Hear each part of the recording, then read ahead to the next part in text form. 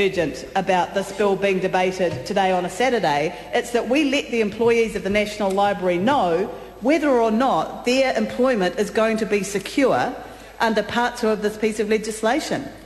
Because under Part 1 of this piece of legislation, it's very clear that they will be deemed to be, their employment will be deemed to have been continuous.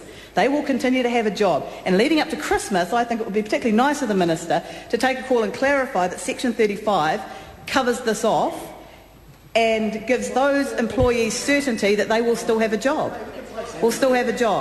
We're here under urgency. Apparently the merging of these entities is so important that we need to be here on a Saturday. Well, nothing could be more important than clarifying what Clause 35 means for the employees of the National Library, Mr Chair, and I hope that the Minister will take a call so that those employees can know that they will still have a job leading up to Christmas and that they won't have 3 months of uncertainty, during which time they could be fired for absolutely no reason whatsoever. Absolutely no reason whatsoever, no reason having to be given, when at the same time as we know that the government is sending a razor gang out there to slash funding in the public sector. So I think the Minister should take a call on that particular part.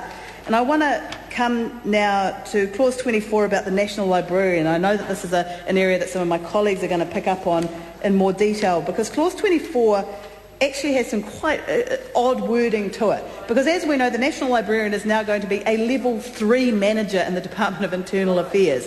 So they've gone from being the person who runs it to not even a second-tier manager, but a third-tier manager in the Department of Internal Affairs.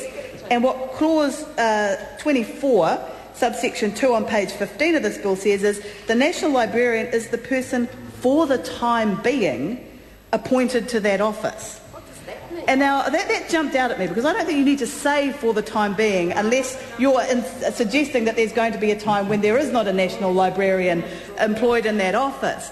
And I wonder if this is a kind of little indication about where the role of the National Librarian is going. And I know that my colleague Jacinda Ardern has more to say about that. But the National Librarian is the person for the time being appointed to that office by the Chief Executive. That's right, kind of at the moment you're allowed to have this job for the time being, but don't get too comfortable.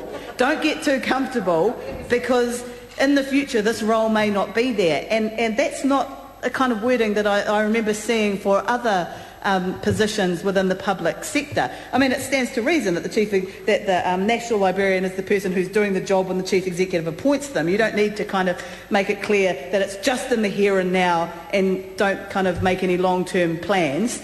So I'd like the Minister and the Chair to get up and maybe allay concerns on this side of the House that this isn't the end of the position of National Librarian.